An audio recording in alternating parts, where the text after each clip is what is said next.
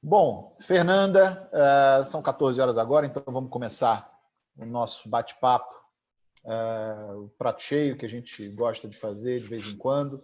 Não gostamos de fazer muitos para não cair no óbvio, como tem acontecido com tantas lives aí, a gente já vê, inclusive as lives todas que acontecem de coisas musicais e tal. Então a gente gosta sempre de trazer um conteúdo um pouquinho diferenciado, hoje um pouco diferente de todas as outras lives que a gente fez. A live de hoje tem um enfoque no nosso circuito norte de Portugal, com Santiago de Compostela, que é um dos nossos best-sellers. Um deles, são vários os nossos best-sellers, mas o norte de Portugal realmente é uma unanimidade.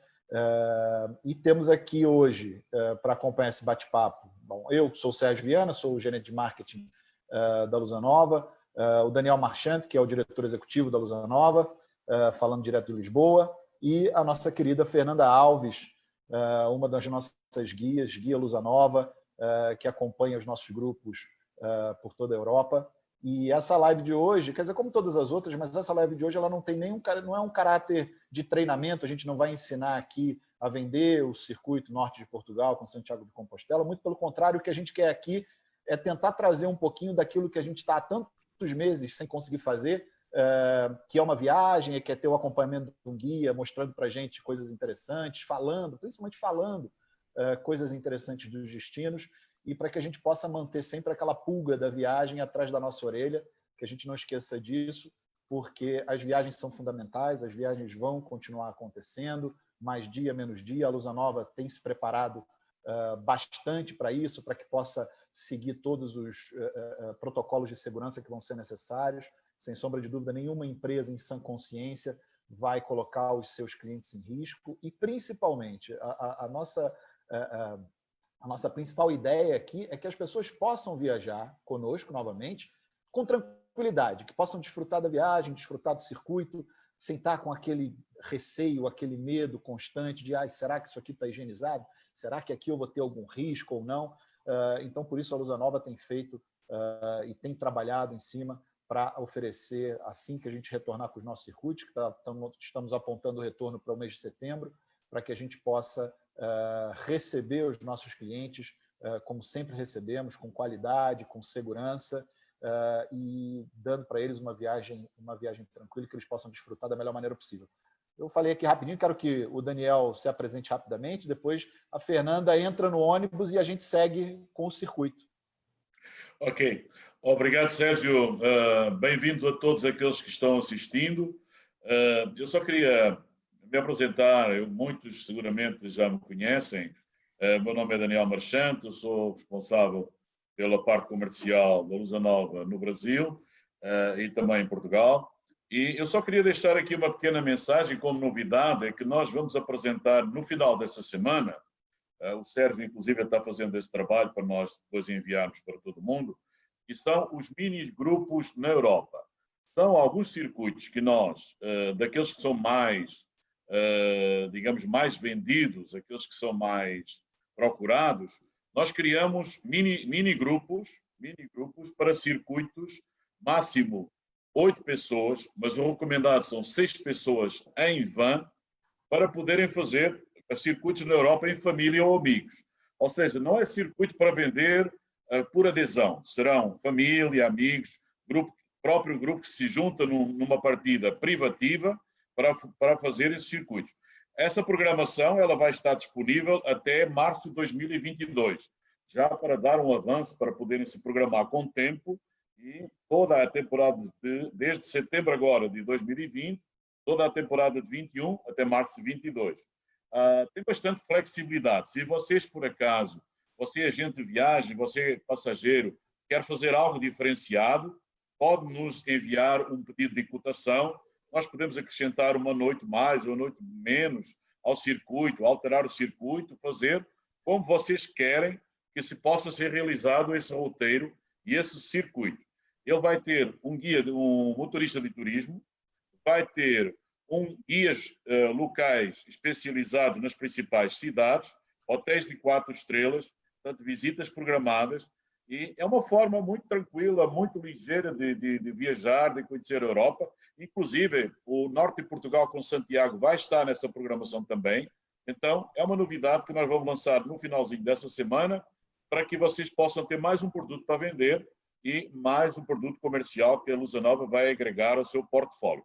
Esperamos ter êxito, esperamos que seja interessante nesse período onde as pessoas muitas vezes preferem, embora nós continuemos, como dizia o Sérgio há pouco, a partir de setembro nós pensamos iniciar a nossa operação normal, circuitos regulares com guia português. Mas, em alternativa, tem esse mini grupo que irá para toda a Europa em van de turismo para poder ser realizado. E agora, passo então à Fernanda para entrarmos no ônibus e fazer o norte de Portugal com Santiago. Boa viagem para todos. Só antes da Fernanda entrar, tem aqui duas perguntinhas rápidas que chegaram aqui, até para a gente esclarecer logo no início.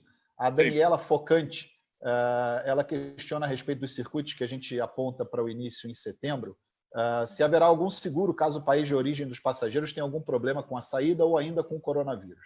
Né? Como é óbvio, assim, como eu falei no início, a gente vai apontar a operação, iniciar a operação, então logo nós tenhamos a certeza de que é possível fazer a viagem, justamente para não colocar nenhum dos clientes em risco, nem os clientes, nem nossos funcionários, os guias, os motoristas. Então isso a gente vai tomar bastante cuidado. Então, sem sombra de dúvida, do mesmo jeito que aconteceu agora, com uma série de cancelamentos, onde foi possível a alteração sem nenhum custo para os passageiros. Na nossa parte terrestre, a gente conseguiu isso, os passageiros ficaram com crédito para a futura viagem, estão alterando as suas viagens. Então, da mesma forma, se tomara que não aconteça, eu espero que não vá acontecer, acredito que não, mas, obviamente, a Lusanova vai estar pronta a dar todo o suporte para os clientes, caso estejam com as suas viagens marcadas e, por algum infortuito desse tipo, tenha que ter a sua viagem adiada. Não tem a menor dúvida se houver algum prejuízo do destino, nós mesmo avisaremos e suspenderemos a operação. Em caso algum, a gente vai iniciar a operação de viagens na Europa com alguma dificuldade, alguma insegurança. Só quando houver segurança total.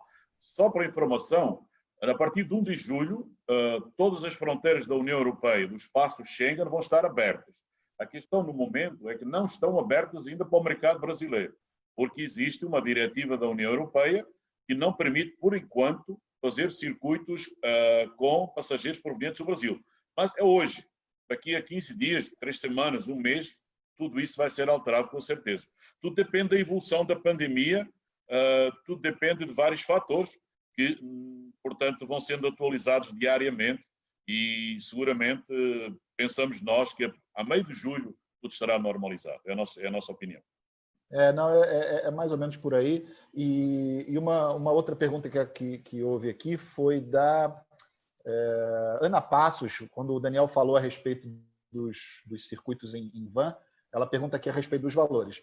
Então, Ana, a gente vai fazer o lançamento dessa programação no final dessa semana, mas o que a gente pode adiantar é que efetivamente os valores não são assim muito mais altos do que a operação regular. A gente conseguiu fazer uma negociação muito interessante e esse produto ele encaixa com aquele cliente que de repente gosta, né, do conforto de uma excursão com guia, com tudo já programado, mas ficava um pouco receoso de fazer por achar que era um produto muito engessado.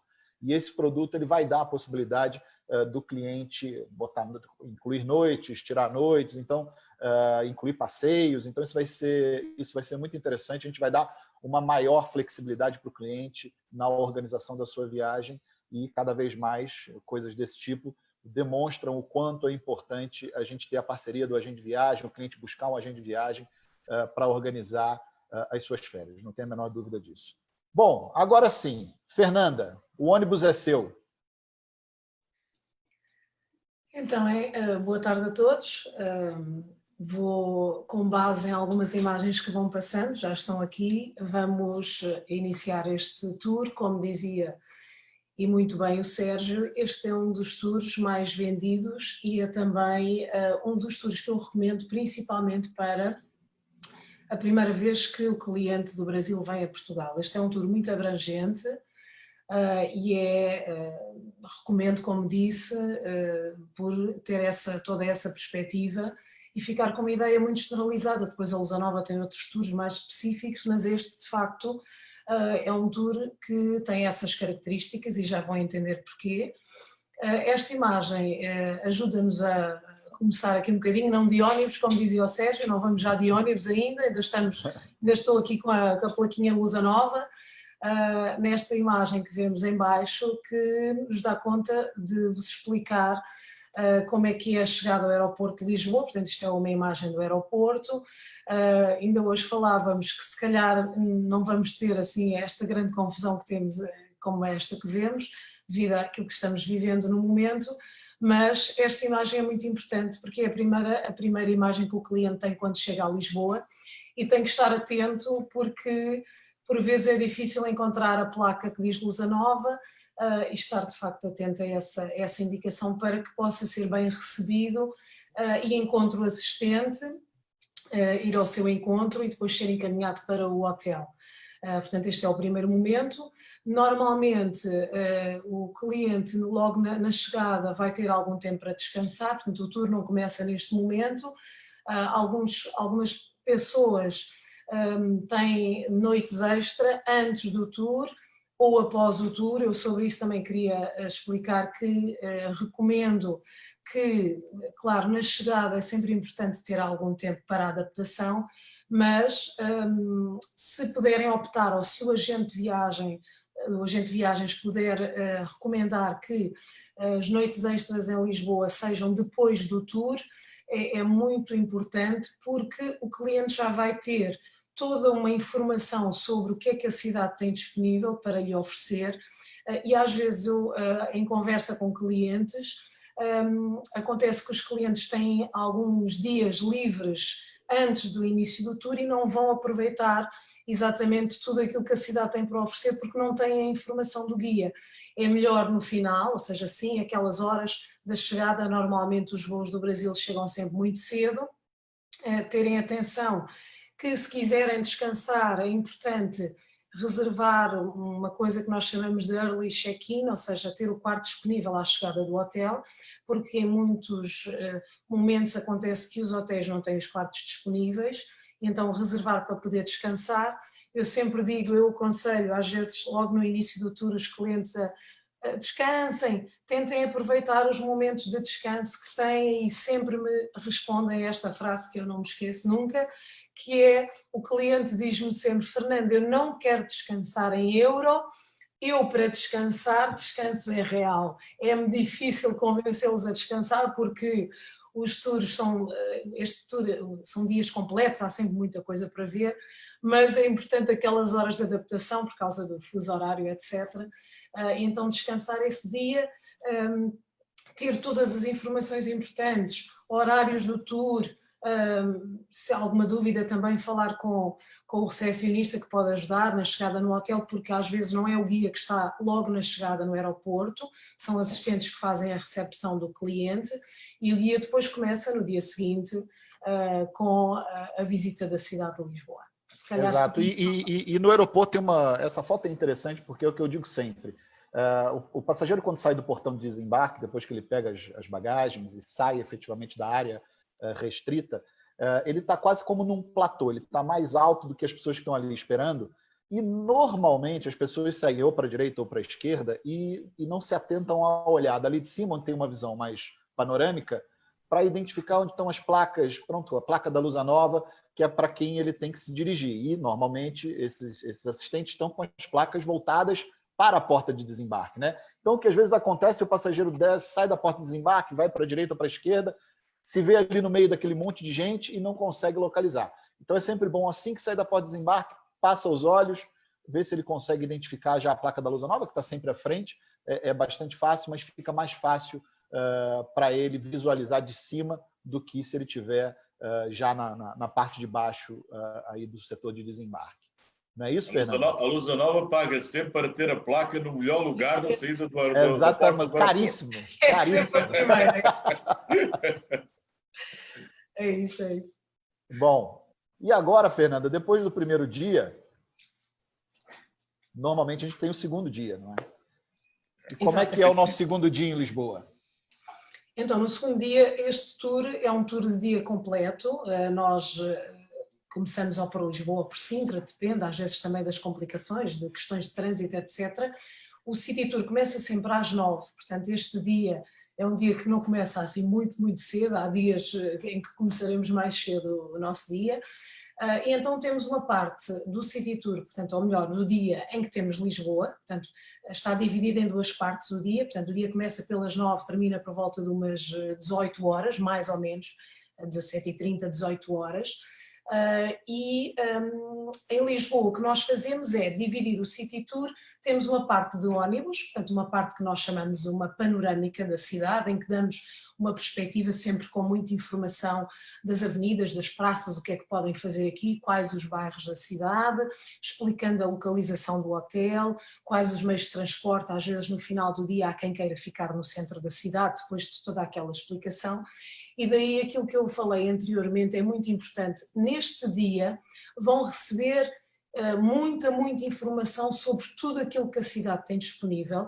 E uma coisa importante é que o cliente, quando chega a Lisboa, se tiver algum tempo livre e não saiba o que fazer naquelas horas do dia em que chega, saber o que é que vai fazer no City Tour, ou seja, o que é que está incluso no City Tour de Lisboa, para que possa aproveitar alguma coisa da cidade para não repetir no dia seguinte. Às vezes tenho essa situação que o cliente me diz: "Oh Fernanda, mas eu ontem já estive aqui", ou seja, a tentar organizar toda a informação que tem com o roteiro que nós vamos fazer. Portanto, dizia eu, temos uma parte panorâmica e temos uma parte de paradas, não é? Em que fazemos algumas paradas durante o City Tour. Uma das paradas obrigatórias é a primeira imagem que podem ver na parte superior, que é a Torre de Belém. Esta imagem é o cartão postal da cidade de Lisboa, ou seja, não há ninguém que venha a Lisboa que não tire uma foto junto da Torre de Belém. Só dizer aqui 2 ou 3 coisas sobre este edifício. É um edifício que foi tombado pela Unesco em 1983, em conjunto com o Mosteiro dos Jerónimos, que é outro edifício que já falarei. A origem deste edifício, portanto, é um edifício de 1515-1520, ou seja, tem 500 anos, fazendo agora 500 anos, e é um edifício que fazia parte do sistema defensivo da cidade de Lisboa.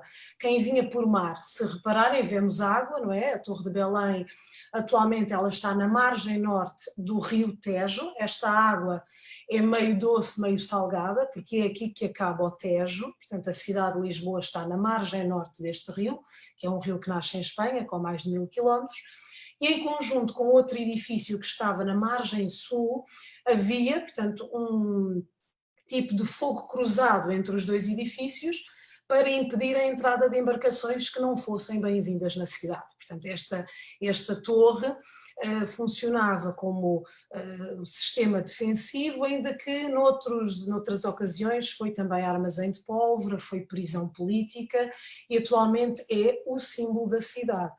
Posso-vos deixar aqui uma curiosidade sobre a Torre de Belém, além de ser um edifício em estilo manuelino, que é um estilo que surge durante o reinado de Dom Manuel I, ela parece um castelo, se vocês repararem, portanto tem uma mistura, é medieval, influência árabe, heráldica do rei, mas ela tem uma coisa muito interessante. Numa das guaritas, que são estas, parecem umas pequeninas casinhas que temos ali representadas, tem um rinoceronte. Portanto, na altura em que esta torre foi construída, foi oferecido ao rei de Portugal, na altura, Dom Manuel I, um animal vindo da Índia, e porque a torre se estava a construir nesse momento, era um animal completamente exótico, decide-se esculpir o perfil de um rinoceronte na Torre de Belém. Portanto, tem depois uma história, esse rinoceronte, há uma guerra, um duelo, entre aspas, entre um rinoceronte e um elefante, o elefante foge, depois o rinoceronte é oferecido à Itália, portanto ao Papa. É uma história muito complicada, mas às vezes é interessante chegar lá e procurar a representação desse animal. Olha, eu já passei algumas dezenas de vezes pela torre e nunca vi. Primeira vez agora, está vendo? Mas vivendo e aprendendo. Assim, há sempre uma coisa nova. O rinoceronte nesse período tinha fugido para a África, mas já voltou. Não, este veio de Ásia, Eu sei. Mas é interessante, é isso que é, os guias têm essa curiosidade, que há sempre histórias que cada um vai contar e vai saber, não é? Nem todos sabem a mesma coisa, na generalidade. Lógico. Mas então, dizia eu, portanto, a torre é é um lugar incontornável, é uma parada, nós fazemos sempre uma fotostop junto da Torre de Belém.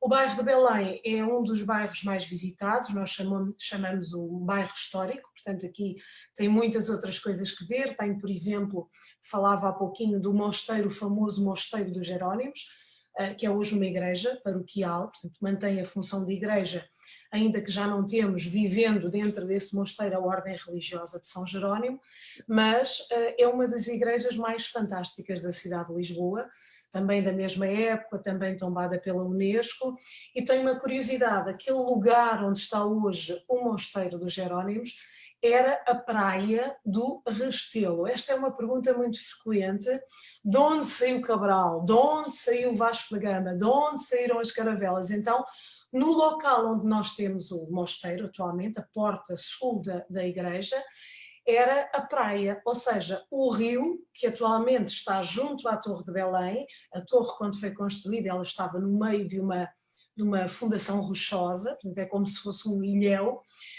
e as águas chegavam às portas do Mosteiro dos Jerónimos, ou seja, ali se organizou toda a saída das expedições, então é uma curiosidade que normalmente também gostam de saber. Ainda em Belém, temos aqui uma foto também que é uma parada obrigatória num city tour, é a possibilidade de entrar neste local, que se chama mesmo Pastéis de Belém, com o famoso Pastel de Belém. Aqui gostava de fazer um esclarecimento sobre o que é um pastel de Belém e o que é um pastel de nata. Isto é muito importante, porque não é a mesma coisa. Não é a mesma coisa. Ou seja, sempre me dizem, Fernanda, mas eu costumo comer pastel de Belém na confeitaria Colombo, no Rio de Janeiro, e eu digo, não, aí comeu pastel de nata. Ou seja, o pastel de Belém é uma marca registada. Foi registada uma patente, como se fosse a invenção, a receita original, e eu sempre me perguntam, Fernanda, mas qual é o melhor? E eu não consigo responder. Ou seja, nós temos que provar o original, o primeiro pastel, a primeira receita, que diz a tradição que era uma receita ligada ao Mosteiro dos Jerónimos, que depois, porque ali tínhamos uma refinaria de açúcar, e surge então este espaço em 1837, e então eu digo sempre isso, o que têm que provar é o original. Depois o melhor, cada um fará o seu juízo de valor e dirá, eu gostei mais do da manteigaria, eu gostei mais do da fábrica dos pastéis de nata, eu gostei mais da qualquer coisa, não é? Há vários, até no Brasil, como eu disse, pastéis de nata encontramos em qualquer lugar, os pastéis de Belém, portanto é um segredo, há um local que é a Casa do Segredo, onde só algumas pessoas do espaço daquele local sabem a receita completa. Nós só vemos entrando no espaço, o espaço é belíssimo, todo revestido a azulejo, é um espaço muito grande, a Casa dos Pastéis de Belém, merece a pena entrar e ver.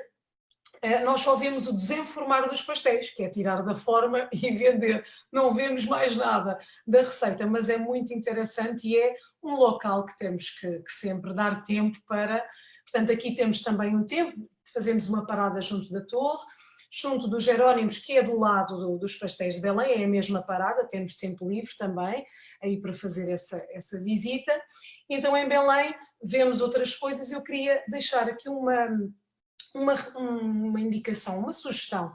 Se tiverem mais tempo, não no City Tour, mas vão ver em Belém, vão ver um edifício que eu acho fantástico, que é uma recomendação de visita depois no vosso tempo livre, quando tiverem mais algum tempo, ou nas noites extra, que é o Museu dos Coches, que no Brasil vocês chamam a charreta, a carruagem, coche, eu digo coche e vocês dizem os coches. E porque foi um arquiteto brasileiro que recebeu o prémio Pritzker, o Paulo Menos da Rocha, que fez o novo edifício do Museu dos Coches e que é fantástico porque tem uma das melhores coleções destes veículos, não é? Porque não tínhamos estradas, a circulação era feita essencialmente via fluvial ou via marítima, e então quando se começam a utilizar estes veículos, os reis, os nobres, para fazer as suas deslocações, utilizavam estes meios de transporte. Então é um museu que desde o século XVII até ao século XIX vai mostrando a evolução destes veículos. É muito interessante. É um museu lindo, é um museu, vale a pena a visita, vale a pena a visita. É muito, é um muito museu realmente muito bonito. E aqui, como é óbvio, vale a pena também falar o seguinte, nós aqui não queremos entregar todo o ouro da viagem, né? Então a gente poderia lotar isso aqui de imagens de Lisboa, mas o que a gente quer aqui é justamente criar a curiosidade, fazer com que vocês todos que estão aqui assistindo, sejam agentes de viagem ou clientes, fiquem com vontade de conhecer Lisboa. Então é por isso que a gente vai dando algumas pinceladas sobre os lugares onde vamos visitando, justamente para atiçar a curiosidade e fazer com que vocês, o mais breve possível, possam estar numa viagem com a Lusa Nova, conhecendo Portugal e o resto do mundo, sem sombra de dúvida. Bom, seguindo então, Fernanda, vamos lá ver o que nós temos depois. Vamos só ver esta imagem ainda. Aqui temos uma praça que é... é verdade, você não falou da praça. Só a praça, só 2 minutos. A Praça do Rossio, não é? Sempre me perguntam, Fernando, onde é o centro da cidade? O que é que nós consideramos centro? Eu sempre digo que é o Rossio, esta praça, que é o coração de Lisboa, na Baixa, que é uma parte muito interessante, que foi toda...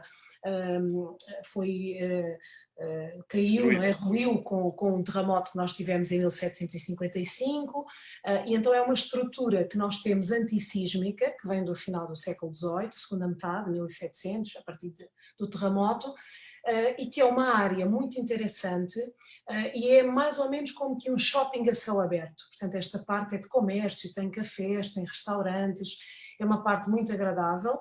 O que vemos nesta imagem eu achei interessante também, porque no centro nós chamamos Rossio, que significa uma praça aberta, mas o que nós temos é uma estátua, se repararem tem uma estátua, e no cimo dessa estátua está o Dom Pedro IV de Portugal, Pedro I do Brasil, e é o nome oficial da praça. Portanto, há também uma história curiosa sobre esta estátua, que se diz que não era o Dom Pedro, que era o Maximiliano, imperador do México, que a estátua foi trocada, porque o imperador foi morto no México, mas sabemos que não, que a que está lá é mesmo o Dom Pedro, e é interessante esta ligação. E dizer ainda que a praça, em maio, junho e outubro, está repleta destas árvores que vêm aqui, que são originárias da América do Sul, que são jacarandás, que têm umas flores roxas belíssimas, que dão flor 2 vezes por ano, e então tem mais uma ligação ao Brasil. E além disso, o Teatro Nacional Dona Maria II, que é aquele edifício grande que era filha de Dom Pedro, a Maria da Glória. Vamos passar então para Sintra. Vamos! Isso tudo estamos no segundo dia, não é isso, Fernanda? Exato, ainda estamos no segundo dia. Ainda estamos no segundo dia. Ou seja, e Lisboa tem muito mais, eu só falei de 3 coisas sobre Lisboa, não é? Portanto, aqui só dizer-vos que Sintra é, para quem vem do Brasil, eu costumo normalmente fazer a ligação de Petrópolis para o Rio de Janeiro, é o mesmo que Sintra para Lisboa, ou seja, é aquela estância de veraneio onde os reis e depois os nobres, também imitando a realeza, construíram palácios e casas da nobreza, porque Sintra tem uma característica, como eu acredito, eu não conheço Petrópolis, mas daquilo que me vão contando ao longo destes anos de viagens, que tem também um clima, por ser na serra, não é? Tem também um microclima bastante mais friozinho, que é o que acontece com Sintra. Portanto temos um microclima, porque do outro lado da serra, podemos ver ali, esta serra tem pouco mais de 500 metros de altitude, mas do outro lado da serra temos o mar, ou seja, esta serra funciona como uma barreira, como se fosse um muro, e condensa a umidade, faz com que tenhamos uma vegetação muito exuberante, portanto várias espécies de plantas de vários continentes aqui proliferam, e é tão atrativa porque os reis em Lisboa muitas vezes fugiam de epidemias, de pestes, do calor excessivo em Lisboa, e vinham para um local muito mais agradável, onde tinham caça, não é? Caça que é um dos esportes preferidos da época, agora é o futebol, não é? Mas outrora era a caça, tinham abundância de água, e então Sintra está aqui num triângulo dourado. Nós não temos nenhuma foto de Cascais aqui, mas só para que tenham presente que neste dia nós fazemos também, imaginem um triângulo, nós chamamos este dia o Triângulo Dourado, que é Lisboa, Sintra e Cascais. Sintra na montanha, Cascais é praia, portanto é uma estância balnear, juntinho a Estoril. Talvez se lembrem que Estoril era também muito conhecido pelo seu cassino, antes de termos o cassino em Lisboa, agora já temos, mas outrora não. Então neste dia fazemos um pouquinho, é um lugar encantador, é quase assim é chamada a capital do romantismo também, porque tem muitos edifícios de vários estilos, portanto é uma época que surge no século XIX, um movimento, melhor dizendo, com essas características. Então Sintra é um lugar onde paramos, portanto de Lisboa a Sintra são 40 minutos, 30, 40 minutos com algum trânsito, e de Sintra a Cascais são 30 minutos, sensivelmente, e de Cascais a Lisboa são 40 minutos, só para ter uma ideia que as distâncias são relativamente curtas, não é? Portanto, e depois as paradas em Lisboa. Quero fazer aqui uma referência a esta foto, que com certeza alguns de vós já estão sorrindo, se não estiverem rindo, estão sorrindo, devido a este nome que Piriquita, não é? Quando sempre eu explico, é sempre todo mundo ri imenso, que é que ela está ali dizendo, não é? Porque devido ao segundo sentido que esta palavra tem no Brasil, que aqui não tem, aqui é um pássaro, não é? Uma ave, e também no Brasil também tem a referência ao vinho, não é? O famoso vinho tinto que exportamos, mas que nada tem a ver com esta casa. Esta casa é onde se produzem queijadas, que é um dos doces mais característicos de Sintra, e este doce que nós temos aqui na foto é um travesseiro. O travesseiro tem exatamente o formato de um travesseiro, feito com massa folhada, doce de ovos e assim esse doce meio amendoado também, a presença da amêndoa, e é o melhor travesseiro de Sintra, é na Piriquita. Perguntam vocês, Fernanda, que nome é esse, o que é que surgiu com esta Piriquita, porque é que se chama assim. Então isto tem a ver com, a casa já é de meados do século XIX, mas o nosso rei Dom Carlos I começa a frequentar este espaço, e a dona, inicialmente este espaço era uma padaria, só depois é que se torna um local confeitaria. Então ele achava que a dona do espaço, a senhora que era a proprietária, tinha uma estatura pequena, portanto era muito baixa.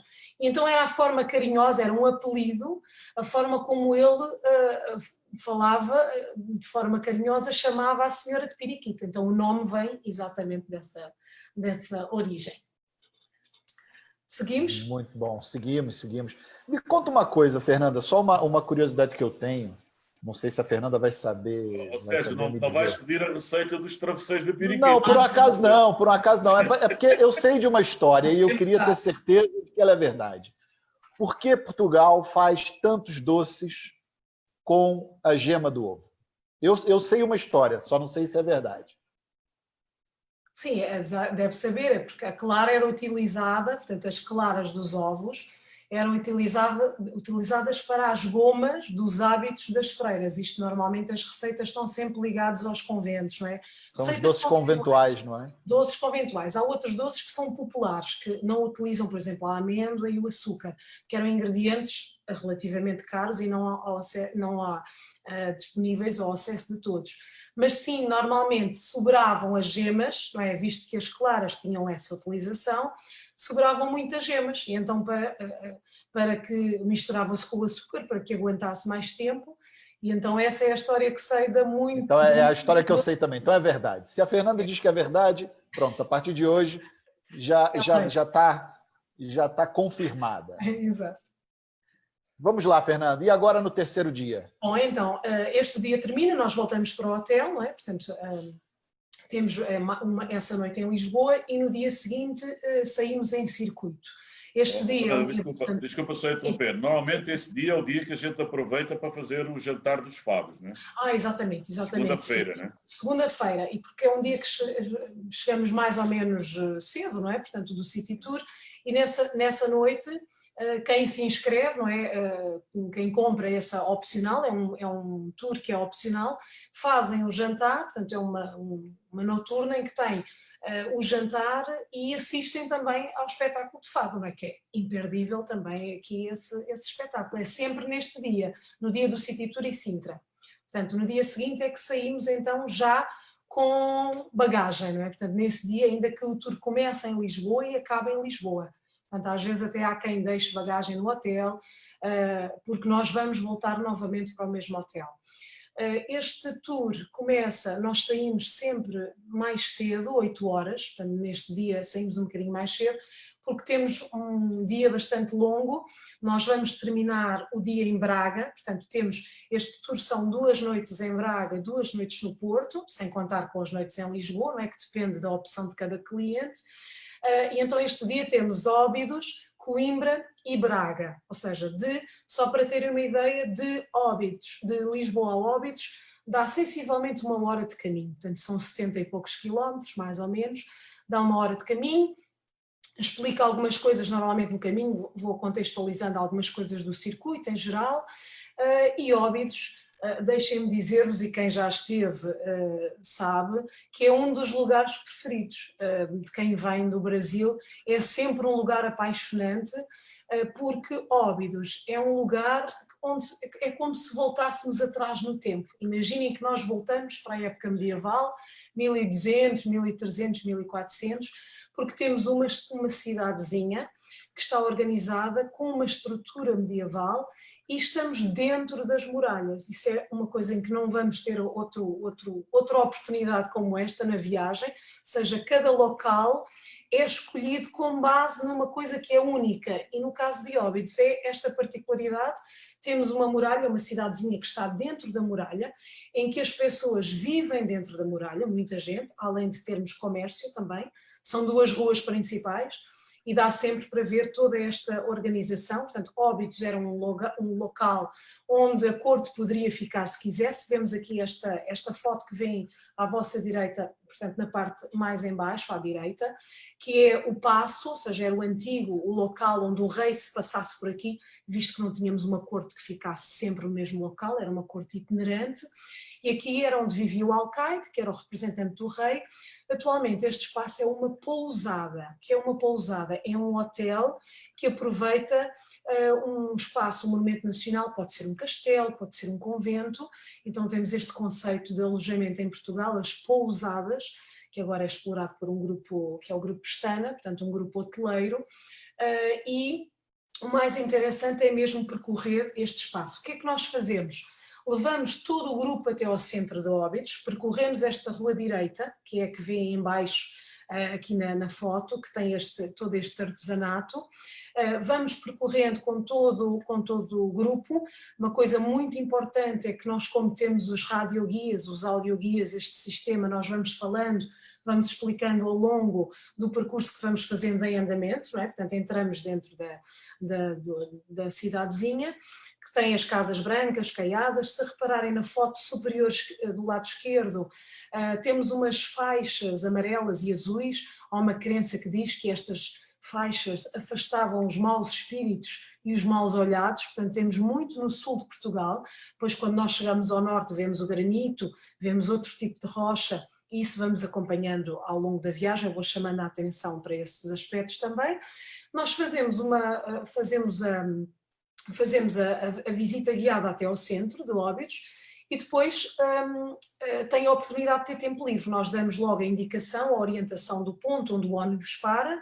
Onde o ônibus para é sempre o ponto onde nos vamos encontrar novamente com o ônibus, para o cliente saber onde é que terá que vir novamente. Portanto, isso é o que fazemos. Fazer referência ainda aqui a um licor que vem aqui nesta imagem, no canto superior direito, que é uma das coisas que mais, um dos aspectos mais famosos de Óbidos, que é um licor feito com este fruto que vem aqui, que, segundo me explicaram do Brasil, é muito semelhante à jabuticaba. Nós chamamos ginja, portanto é parecido com a cereja, portanto é uma ginja, chama-se licor de ginja, que nós chamamos carinhosamente ginginha. Ainda hoje falava ali com o Sérgio, um bocadinho antes de iniciarmos este live, que em Lisboa também tem lugares fantásticos para beber a ginginha. não com chocolate, ou seja, esta associação do licor com o chocolate vem da organização de um festival que acontece em Óbidos, que é o Festival do Chocolate. Então, há uns anos esta parte, juntaram o copinho, nós bebemos o licor e no final comemos o copo. Portanto, é esta imagem que tem aqui. Portanto, ginja com chocolate em Óbidos. Em Lisboa tem 2 lugares fantásticos para beber uma ginginha, se quiserem. Uma é no Largo de São Domingos, chama-se a Ginginha do Rossio. Depois, Sérgio, vá apontando essas indicações para o tal guião que nós falámos, se quiser depois. Tem a Ginginha do Rossio e tem a Ginginha Sem Rival, que é nas Portas de Santo Antão, tudo pertinho, elas ficam muito perto uma das outras, e aí é só ginja, com elas ou sem elas. O que é que isto quer dizer? Com o fruto ou sem o fruto, com as ginjas ou sem as ginjas, portanto, mas com chocolate, só mesmo aqui. Nós normalmente chegamos cedinho e isto esquenta, sabem? Bebemos esta ginja e já ficamos prontos, já animados para o resto do dia. Bom, seguimos então. Vamos para Coimbra, não é isso? Exatamente. Então, saímos de Óbidos, depois até Coimbra é mais ou menos 1h30, sensivelmente, de viagem. Portanto, nós estamos 1 hora e pouco em Óbidos, seguimos até Coimbra, que é o local onde teremos o nosso tempo livre para o almoço, portanto, nesta cidade. É uma cidade que todos associam à universidade, não é? Quando falamos em Coimbra, principalmente se falarmos em 3 cursos principais, sempre me perguntam isto: Fernanda, quais os cursos que temos nesta universidade? Há vários cursos, mas com diversos polos na cidade. A cidade foi crescendo, não é uma das grandes cidades portuguesas, e a universidade há 3 cursos de grande tradição, que são as letras, o direito e a medicina, ainda que o ensino, não é, superior tenha outros cursos, mas estes são de facto os mais tradicionais. E nós, primeiro, quando chegamos, visto que é hora de almoço, paramos no centro, na Baixa, portanto junto ao Rio Mondego. Esta cidade é atravessada por um rio. Paramos na Baixa, onde temos algumas opções de restaurantes onde podemos almoçar, e é também o local onde nas pastelarias, este é um roteiro de doçaria, já vão entender isso, cada cidade há quase um doce para provar. E então, aqui é a cidade dos famosos pastéis de Santa Clara, sempre me perguntam também. Portanto, é nesta cidade. Eu aconselho sempre como a sobremesa, não comam sobremesa no almoço, deixem para provar o pastel de Santa Clara. E depois, então, depois do almoço, damos ali um tempinho livre para quem quiser fazer um lanche, quem quiser almoçar mesmo, e então subimos à universidade.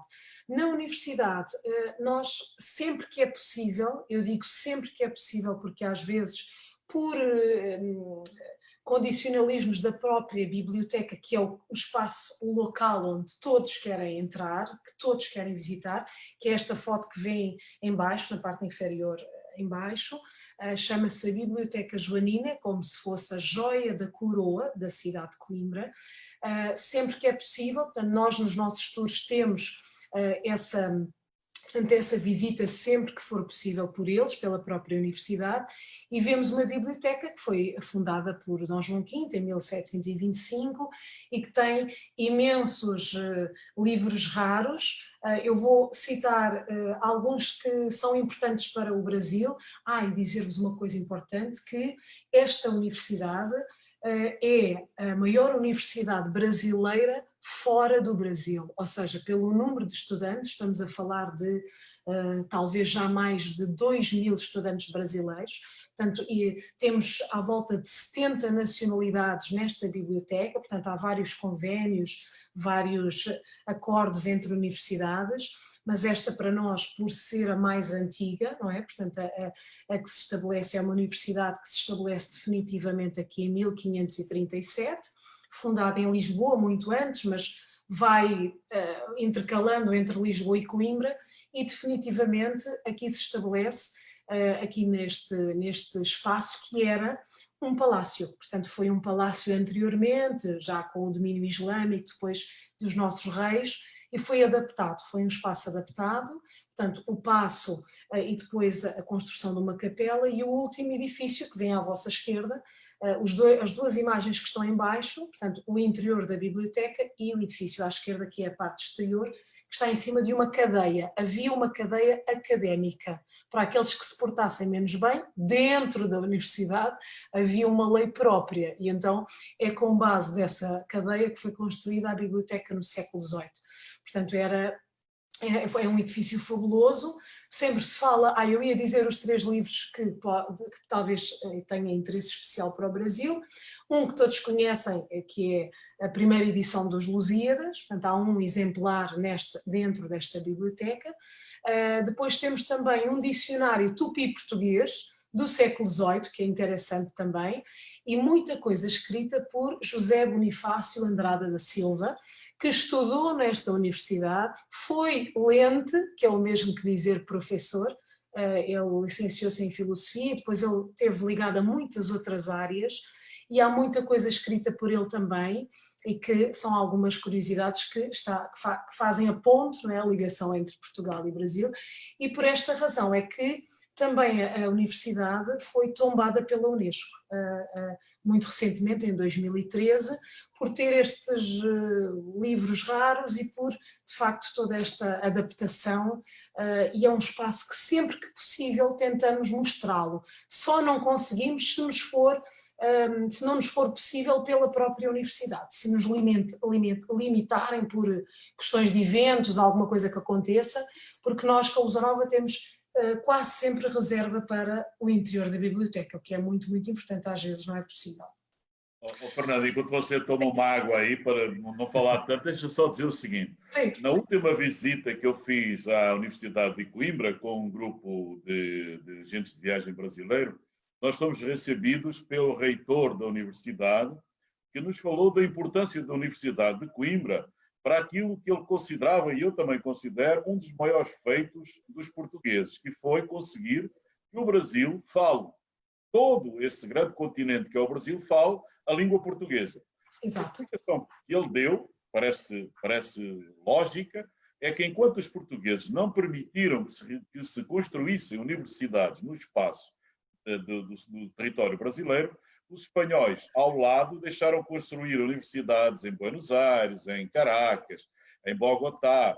E essas universidades, por serem centros de saber, acabaram por criar nações, acabaram por criar elites locais e criaram nações. Ao passo que no Brasil, toda a elite brasileira e todos os governadores brasileiros se conheciam uns aos outros, porque, no fundo, os governadores dos estados eram formados em Coimbra.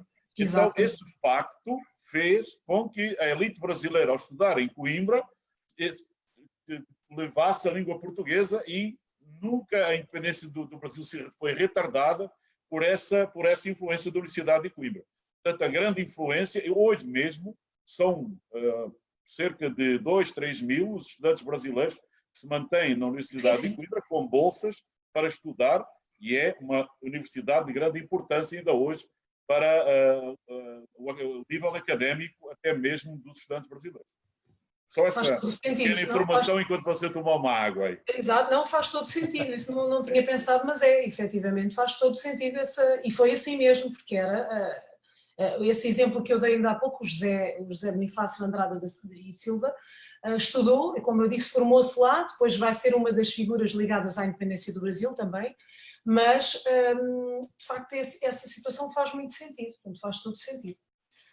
Vou só terminar aqui com mais 1 ou 2 aspectos sobre Coimbra, uma cidade que sempre associamos também, por exemplo, à Rainha Santa Isabel, que é a padroeira da cidade, que também tem alguns devotos no Brasil, e uma história que é conhecida por todos, que dependendo do tour e por onde passamos, podemos contá-la ou em Coimbra ou em Alcobaça, neste tour, portanto, como passamos em Coimbra, que é a famosa história do Pedro e da Inês, que deu origem a um amor, portanto, entre um rei, aquele que aspirava a rei de Portugal, e uma sua amante, que era comum na altura.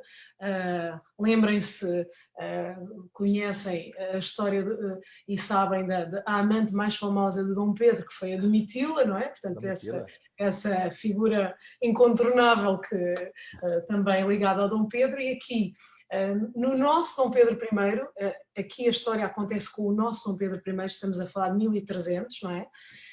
E então é um amor entre aquele que é aspirante a rei, que se vai tornar rei, e uma amante que estava ligada a uma família muito influente e que estava contra, neste momento, ao reino de Portugal. A família dela, ela pertencia à família Castro, e por isso é que ela foi assassinada, mandada matar pelo pai, ou com o consentimento, melhor dizendo, do pai do Dom Pedro, porque ela poderia ser uma má influência.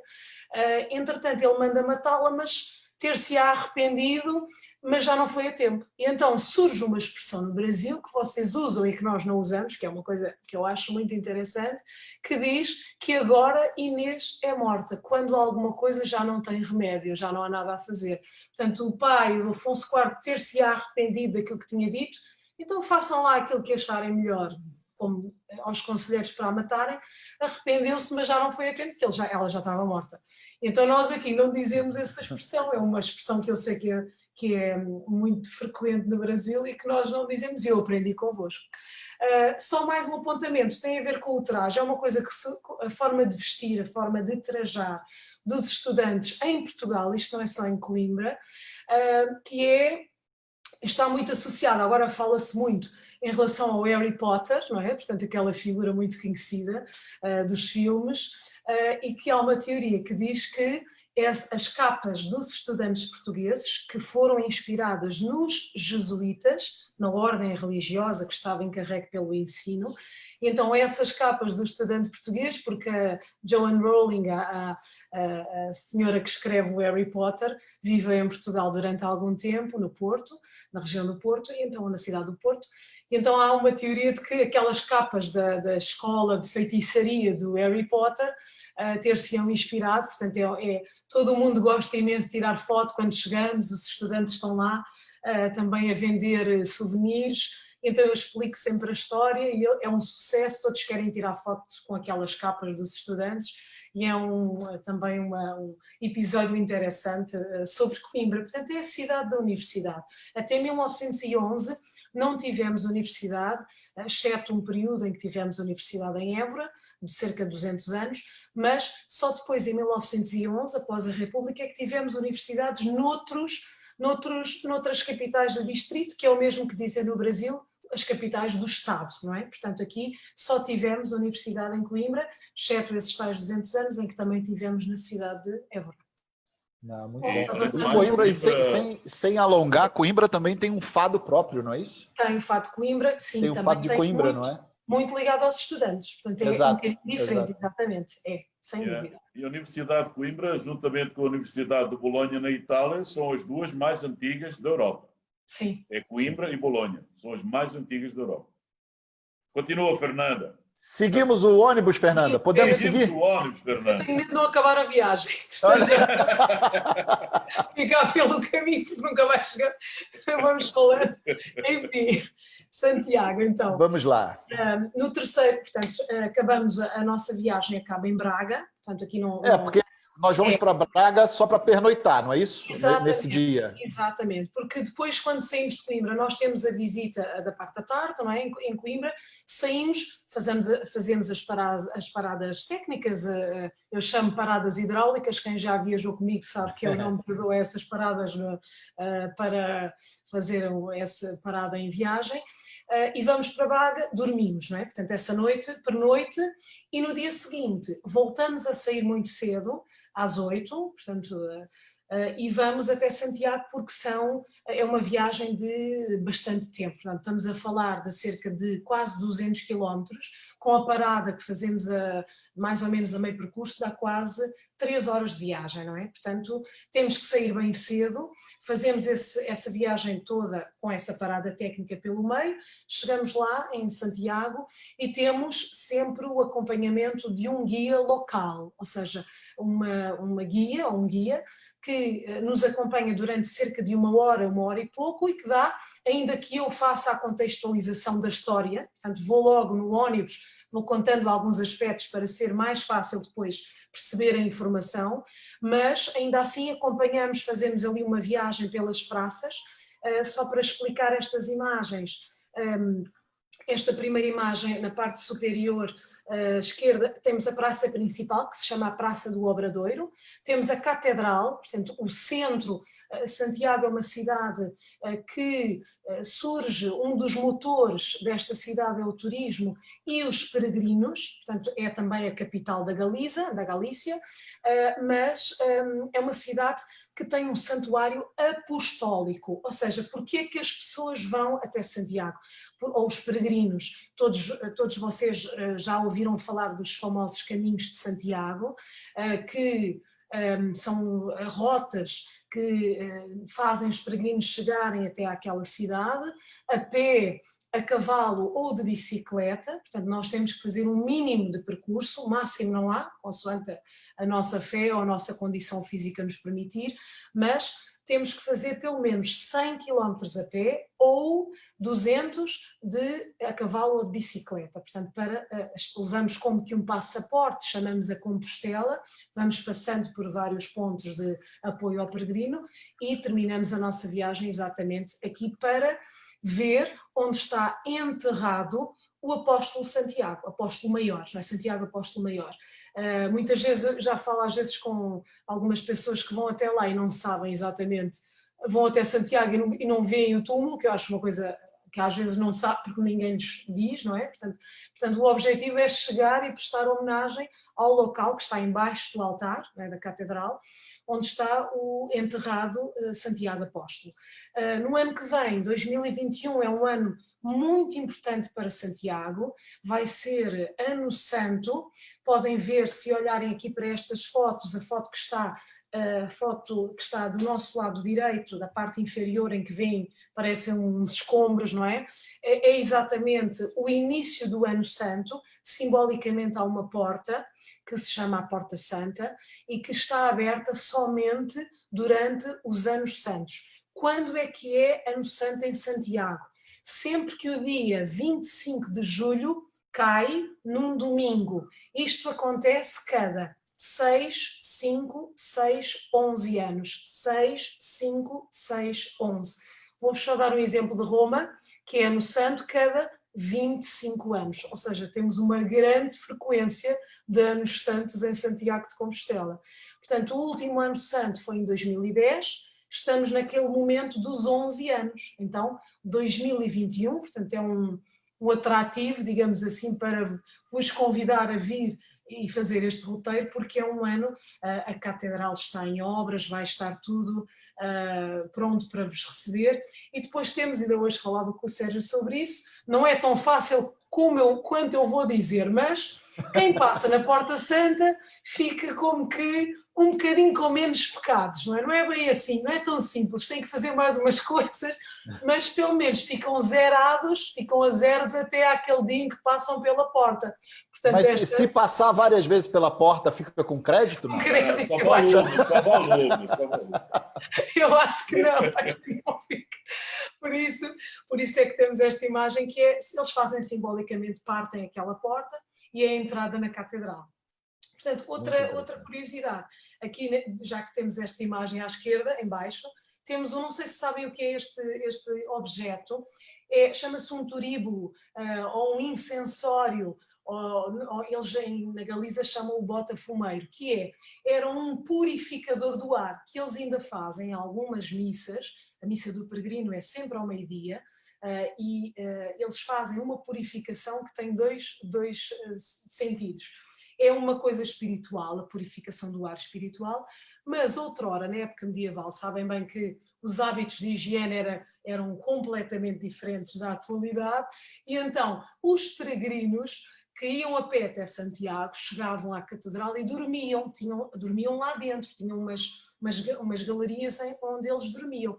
Então podem imaginar que numa época em que ninguém tomava banho, o cheiro horrível que podíamos sentir dentro da catedral. Portanto, como isto é um incensório, espalha o incenso. Tinha esses dois, uma parte mais higiênica e uma parte mais espiritual, e esta cerimónia eles costumam, lá em Santiago, fazem com grande frequência, nunca sabemos ao certo, mas muitas vezes chegamos à missa do peregrino e temos a oportunidade de assistir. Portanto, nós chegamos, fazemos o City Tour com a guia, depois damos tempo livre, não é? Para que possam almoçar.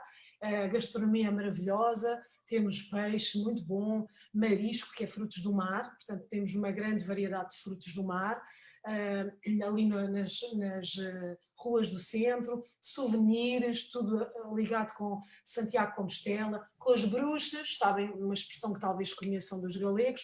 Eles dizem, eu não acredito em bruxas, mas que elas existem, existem. Eu não creio, pero que elas hay.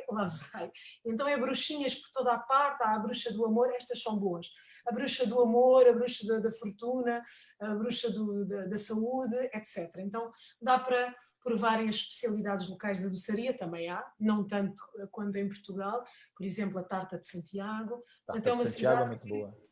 Nós vamos até lá, temos esse tempo livre, depois voltamos a Portugal de facto, mas o dia é essencialmente preenchido com Santiago de Compostela. Portanto, esta cidade... Daniel, queria falar algo? Só para lembrar à Fernanda que normalmente os peregrinos, quando terminam a sua viagem em Santiago, recebem um cajado e uma concha, uma vieira, chama-se uma vieira, porque como Santiago fica muito perto do mar, da costa galega, então eles davam essa vieira que tem uma configuração muito especial, que é uma concha que existe, é um molusco que existe, parece um mexilhão, uma ameijoa, e no Brasil não sei exatamente como é que chama. O símbolo é a concha da Shell, estão a ver a concha da Shell, exatamente. É a concha da Shell, exatamente. E recebiam um cajado com essa concha para poderem voltar a casa dizendo, eu estive em Santiago, eu fiz a peregrinação. Normalmente, em Paris tem uma igreja que se chama Igreja de Saint-Jacques. Saint-Jacques em francês quer dizer Santiago. Que era normalmente o início do caminho francês, saíam de Paris e vinham até Santiago de Compostela. Santiago de Compostela, aqui no fundo Compostela quer dizer o campo das estrelas. As estrelas, exatamente. Pronto, que era a estrela que indicou onde estava o túmulo de Santiago. Não vou alongar muito, senão a gente vai ficar com muita história. Nós já estamos a uma hora. Exatamente, já temos que... Continua. Olha, avisa o motorista para pisar fundo. Não, Sérgio, o bom mesmo é como tem o Wi-Fi no ônibus, a gente já pode ir mandando foto para o Brasil da catedral. Então, exatamente. Pode continuar.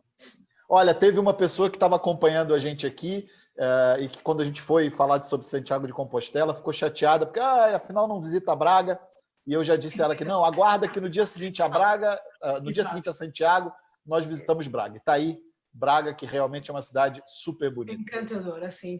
Bom, há muito mais coisas para dizer, eu vou selecionando e é como vai surgindo para também ter tempo de fazer tudo.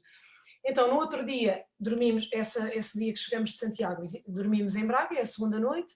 Depois, no dia seguinte, visitamos então Braga. Nós aqui temos algumas imagens do Bom Jesus, que é um santuário. Aqui é um santuário cristológico, não é? Em honra de Cristo. Tem muitas referências à paixão e à Via Sacra, portanto é um santuário com base nessa devoção. E nós saímos do hotel, ainda damos uma parada no centro da cidade, que aqui não temos nenhuma foto, mas só para saberem que às vezes nos dizem, não vimos no centro,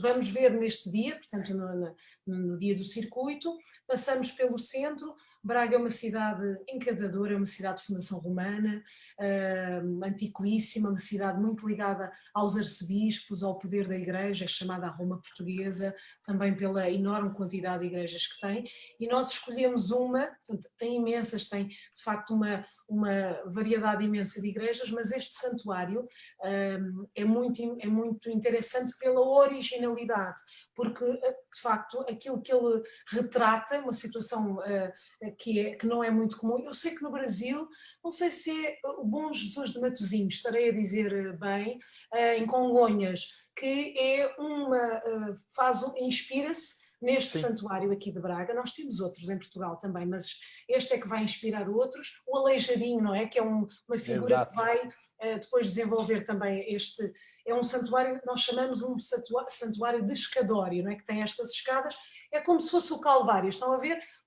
Nós temos que sofrer, o objetivo é subir as escadas deste santuário até ao topo, onde está a igreja. Nós não fazemos isso no tour, portanto nós vamos direto ao ponto mais alto, mas só para saberem porque é que tem esta escadaria, tem as capelas da Via Sacra, depois tem a escadaria dos sentidos, das virtudes, e termina, e a igreja tem uma coisa fabulosa, que é um altar a 3 dimensões da cena do Calvário. Tenho falado com imensas pessoas que me dizem que nunca viram, não conheço o mundo todo, mas que não há nada semelhante, talvez por isso, no ano passado, faz agora, nestes dias, que Bom Jesus, chama-se Bom Jesus, nós dizemos Bom Jesus do Monte, Bom Jesus que é a imagem de Jesus na cruz, a primeira imagem que aqui existiu, e então tem esse altar a 3 dimensões que é fantástico, com todas as personagens na cena do Calvário, que é muito interessante.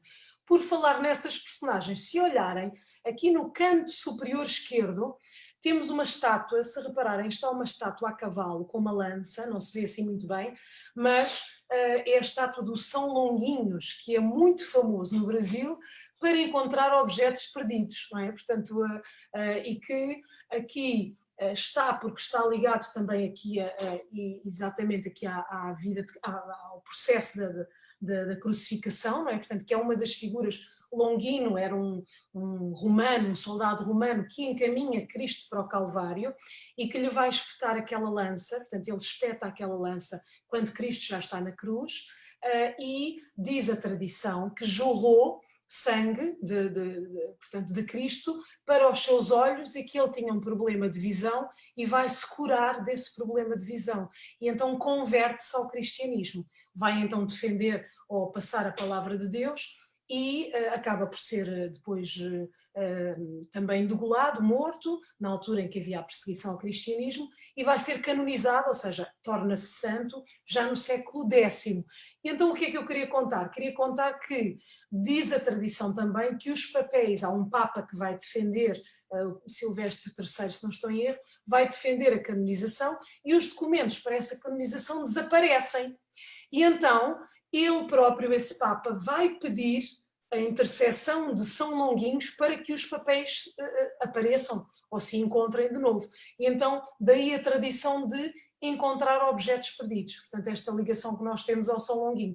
Os 3 pulinhos, já procurei tudo, o mundo inteiro, e não sei quem é que inventou a história dos 3 pulinhos, não sei explicar, mas é.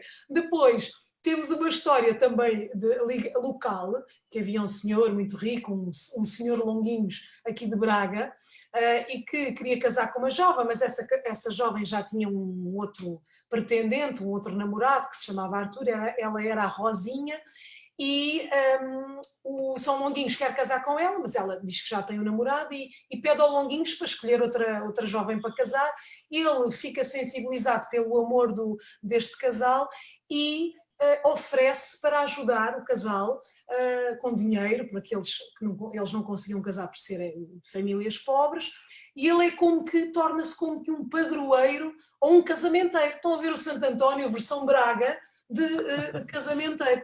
E então nós dizemos que toda a moça, quem quiser casar até ao final do ano, dá 3 voltinhas em silêncio à estátua do São Longuinhos e arranja noiva até ao final do ano. Ou então aparece se estiver para casar e o casamento aquilo nunca mais vai para a frente, então aparece ao casamento. São lendas ligadas aqui a várias histórias, que é isto que normalmente o cliente se vai lembrar. Sem dúvida, sem dúvida. Só referir aqui este bondinho, que vemos também, nós chamamos o elevador do Bom Jesus, que é de 1882 e tem um sistema fantástico na forma como ele funciona. Muitas vezes aparece como sistema hidráulico, portanto não é bem isso, ele tem um depósito de água, portanto são 2 cabines, como podem ver, ligadas por um cabo, e ele funciona a contrapeso.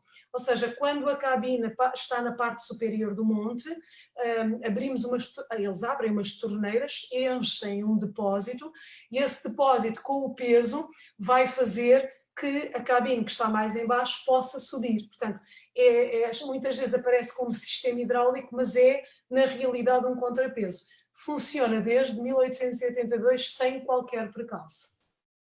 Olha, e aí isso é bom. Vamos avançar? Depois vamos para Guimarães, não é isso? Exatamente. Então, saímos de manhã, como disse, fazemos ainda estas visitas em Braga e de Braga a Guimarães são 40 minutos. Nós fazemos um percurso pela serra, portanto temos apenas uma serra que divide Braga de Guimarães. Fazemos esse percurso muito interessante, passando por aldeias, vendo toda a parte agrícola destes concelhos, e chegamos a Guimarães e vamos, como aqui está bem explicado nesta imagem, aqui embaixo na parte inferior direita, temos uma muralha que diz aqui nasceu Portugal. Guimarães é muito forte em termos históricos, é uma cidade que está ligada à fundação da nacionalidade, ou seja, é uma ideia que sim, que se vai desenvolver mais durante o Estado Novo, mas porquê? Porque há vários episódios históricos que colocam Guimarães como o centro de um condado, que é o condado portucalense, que mais tarde será Portugal, não é? Mas era o eixo deste território, portanto era o centro deste território, que ficava entre Douro e Minho, que são dois rios, não é? Portanto era o território entre Douro e Minho, com a capital, portanto era como se fosse a capital do condado portucalense. Então aqui nasce um território que se vai tornar independente. É aqui que acontece uma batalha, a Batalha de São Laméda, em 1128, em que surge Afonso Henriques, primeiro rei de Portugal, como líder, portanto defendendo um território que se vai tornar muito mais tarde, só depois através de uma bula aceite pelo Papa em 1179, mas é aqui que podemos dizer que surge a ideia de pátria-nação, portanto um território homogéneo, e então há esta ligação com a fundação da nacionalidade. Vemos muitas vezes o Afonso Henriques, portanto é chamado, o cognome é o fundador, não é? Muitas vezes esta ideia é confundida, lugar onde nasceu Afonso Henriques, ninguém sabe onde nasceu Afonso Henriques. Muitas vezes pensa-se, porque ele nasceu ali, é o berço da nação, não tem nada a ver com isso, tem a ver sim com esta explicação que vos dei. E é uma cidade tal qual como Braga, encantadora, muito verde, cheia de flores, como podem ver aqui nesta imagem, no canto superior esquerdo, onde temos um jardim que termina na igreja de São Gualter. Temos umas festas muito famosas no início de agosto, que são as festas gualterianas, em honra de São Gualter. E nós, aqui, quando paramos, começamos a visita com este edifício que está em baixo do lado esquerdo, no canto inferior esquerdo, que é o Paço, chama-se o Palácio ou o Paço dos Duques de Bragança em Guimarães. Isto tudo nos leva para a dinastia de Bragança, eu depois normalmente explico a ligação das nossas dinastias, e o que nos leva a visitar este local, que nada tem a ver com o castelo, estamos a falar um castelo séculos X, século XI, XII, por aí, e depois um palácio do século XV, mas nós visitamos este palácio porque é uma reconstituição de um palácio de arquitetura civil, não é? Eu gosto sempre de explicar a diferença entre castelo e palácio. Castelo é uma fortaleza, tem que ter sempre função defensiva. Se é somente palácio, é só residência, entendem? Às vezes confundimos um bocadinho castelo e palácio, e então aqui vemos como é que era um palácio do século XVI, portanto do século XV, século XVI.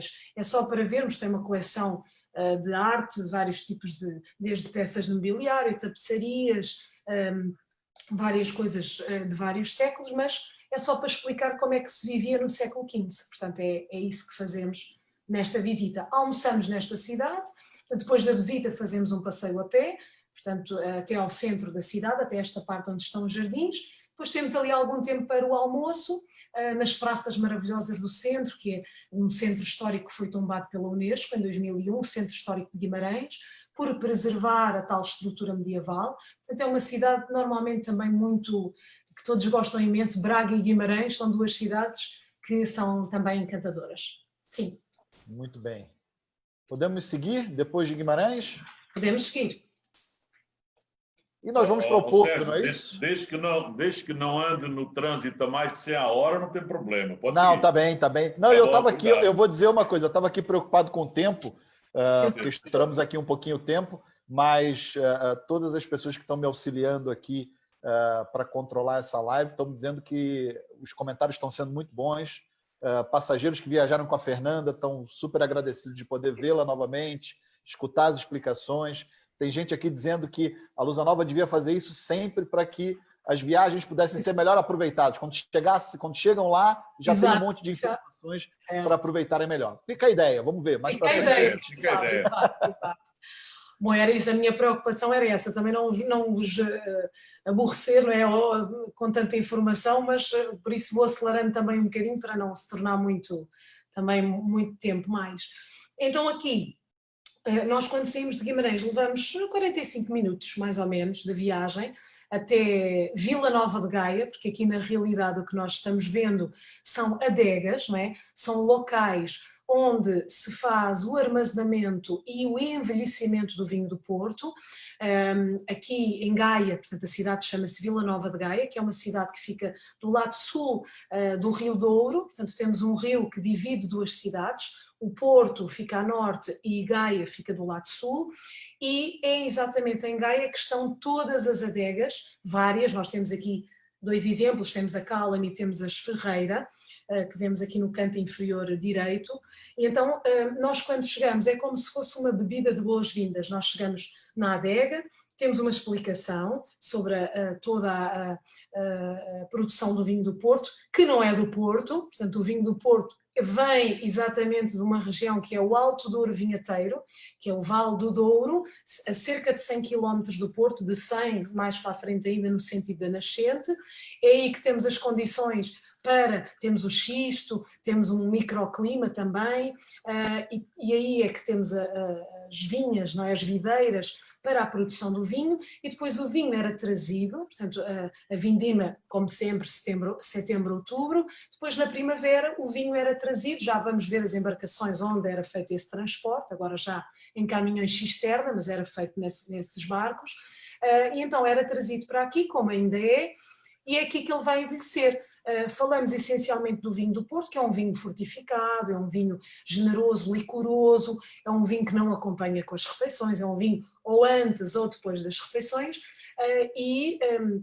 como eu dizia, não é do Porto porque ele não é produzido aqui. É assim, nem sequer no Porto, é em Gaia, não é? Portanto, no Porto só temos o Instituto do Vinho do Porto, que é um instituto que vai fiscalizar, vai provar, não é? Para ver se está tudo dentro dos conformes de todas as adegas. Mas aqui temos toda essa explicação, temos uma visita primeiro com um guia da própria adega e no final a melhor parte, não é? Temos a prova de quase sempre 2 tipos de vinhos. E no final depois temos, como vemos ali, temos uma lojinha, as pessoas podem, se quiserem, adquirir também não só vinho do Porto, mas também vinho de mesa, porque nesta região também é produzido vinho de mesa, então podem adquirir no final da visita. Depois saímos da adega e vamos em direção ao hotel. Portanto, quando saímos daqui, isto é como que uma apresentação, digamos assim, uma bebida de boas-vindas, e depois terminamos o nosso dia no hotel, não é? Onde vamos ficar 2 noites, como já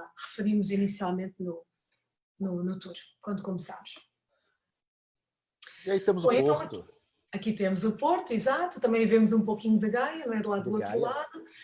Aqui já é no dia do City Tour, nós fazemos o City Tour no outro dia de manhã, portanto, ao sábado de manhã, saímos às 9 também, fazemos uma primeira panorâmica de ônibus, fazemos essa primeira parte e depois temos várias visitas. Eu vou aqui referir alguns aspectos que vemos nesta foto, falar aqui das pontes, talvez já tenham ouvido dizer que Porto e Gaia, não é? É a cidade das 6 pontes, porque temos 6 pontes que fazem a ligação entre as 2 margens. Nós vemos uma que é fantástica, que é a Ponte Luís I, lá ao fundo, se olharem um bocadinho para a esquerda, na foto superior, vemos outra que é a Ponte do Infante, o Infante Dom Henrique, o grande impulsionador da expansão, nasceu nesta cidade, por isso é que temos esse nome. Depois há a Ponte da Rábida, a Ponte Maria Pia, a Ponte do Freixo, portanto temos 6 pontes que fazem a ligação entre as 2 margens. Lembrem-se que o nome deste rio é Douro, portanto o rio Douro, 927 km desde a nascente, nasce em Espanha, como o rio Tejo. Depois aqui embaixo temos uma imagem daqueles barcos que eu falei há pouquinho, fiz referência, que era como era feito o transporte. Nós temos uma imagem mais à frente, já vos mostro, onde temos um cruzeiro, que este é um barco mais simples, porque são com estes barcos que se faz uma regata simbólica no dia 24 de junho, que é o dia de São João, que é o feriado nacional do Porto. Estes barcos só são utilizados nessa regata. No nosso cruzeiro, que eu já vos vou mostrar, fazemos o cruzeiro, chama-se mesmo Cruzeiro das 6 Pontes. São cerca de 45 a 50 minutos no rio. Vamos até juntinho à Foz, depois vamos no sentido da nascente, fazemos 45 minutos, entramos às vezes no lado do Porto, saímos do lado de Gaia, ou entramos no lado de Gaia e saímos no Porto, consoante a organização das nossas visitas, mas é muito agradável. O barco chama-se Rabelo, é o nome do barco que fazia o transporte do vinho, trazia cerca de 50 a 60 pipas desse vinho para depois o envelhecimento e o armazenamento. Desde meados do século XX, que já não é feito neste transporte que já podem ver aqui no canto inferior direito. Aqui estamos nós, os grupos, nesta embarcação adaptada para o turismo, agora fazemos estes cruzeiros. Depois, o que podemos ver mais aqui, temos no canto inferior esquerdo, temos uma torre, que é a Torre dos Clérigos, como a Torre de Belém é o símbolo de Lisboa, a Torre dos Clérigos é o símbolo do Porto, portanto é também uma torre ligada a uma igreja. Clérigos vem de religiosos, não é? E então é um dos símbolos da cidade, um edifício do século XVIII, e em cima podemos ver duas fotos que estão ligadas. À esquerda, no canto superior esquerdo, temos o edifício que é o Palácio da Bolsa, que é a sede da Associação Comercial do Porto, e à direita temos uma sala desse Palácio da Bolsa, que é o Salão Árabe, inspirado num palácio espanhol que é o Alhambra, na cidade de Granada, e que foi inaugurado no dia 12 de junho de 1880, portanto o edifício começa a ser construído em 1842 até 1910, portanto o objetivo do edifício era ser de facto a sede para a associação comercial, os comerciantes. Então esta sala é maravilhosa, é sempre a última sala onde nós terminamos a visita guiada dentro do palácio, que é o Salão Árabe. Ele tem toda uma inspiração exótica no Oriente, e então é assim a sala que todos ficam impressionados, a última deste palácio, portanto do Palácio da Bolsa. Na cidade do Porto, portanto, nós fazemos o City Tour de manhã. Este cruzeiro, não vos disse, está incluso também, o cruzeiro aqui no Rio. Nós terminamos por volta da hora de almoço, o City Tour é só da parte da manhã, e à tarde temos a tarde livre. Muitos gostam de ir até ao eixo comercial, que é a Rua de Santa Catarina. Nessa Rua de Santa Catarina tem um dos cafés mais famosos da cidade do Porto, que é também imperdível, não pela qualidade do café, mas pelo espaço, que é maravilhoso. É um café de 1920, década de 20, 21, e que é fantástico, que é um espaço que fica mesmo na rua. Recomendo vivamente ir até lá e ver o espaço, que é muito interessante.